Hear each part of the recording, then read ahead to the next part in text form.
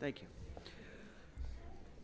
My name is Kathryn Kolbert, and I'm the president of People for the American Way.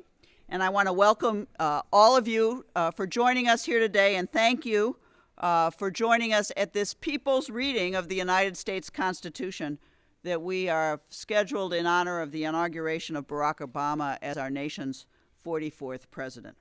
This is an historic moment, the election of the first African-American president in our nation's history, a moment that many of us, even just a short time ago, thought we'd never see in our lifetime. We can think of no better way to commemorate the turning point that this election represents than to read together the document which serves as the touchstone of our liberties and is embedded in the collective soul of this nation. The Constitution of the United States starts with 3 short words: we the people.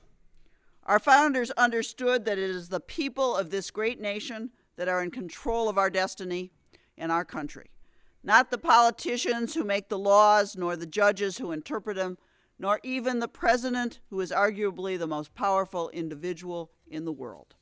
No, our Constitution is predicated on the belief that this nation must be governed by a rule of law, and as President Lincoln so eloquently noted, be a government of the people, by the people, and for the people.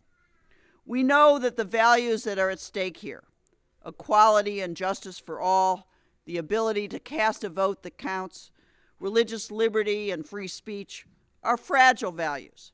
These liberties can be felled by demagogues, but also by neglect. But the people working together can safeguard and preserve these liberties. Working together, we can safeguard our freedoms. Working together, we can heal the wounds of division, assure stability at home, and restore the tarnished reputation of this great country throughout the world. That is why, on behalf of People for the American Way Foundation, I ask all of you to join us in the daunting task of creating a more perfect union. We have an illustrious group of readers today. I urge those of you who are sitting in the audience to read along. We have given you all copies of the Constitution. And don't be afraid to cheer for your favorite provisions.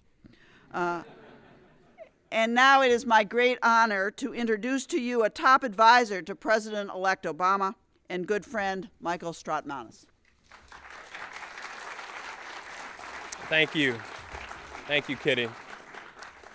I'm honored to be here. My name is Michael Strautmanis, and in a few days, I will serve as Chief of Staff to Valerie Jarrett, who will be the Assistant to the President for Public Liaison and Intergovernmental Affairs.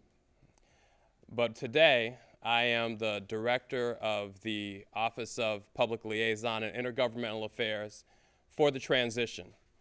And we hope we've been true to the edict of the President-elect to have the most open, transparent, and effective transition in American history.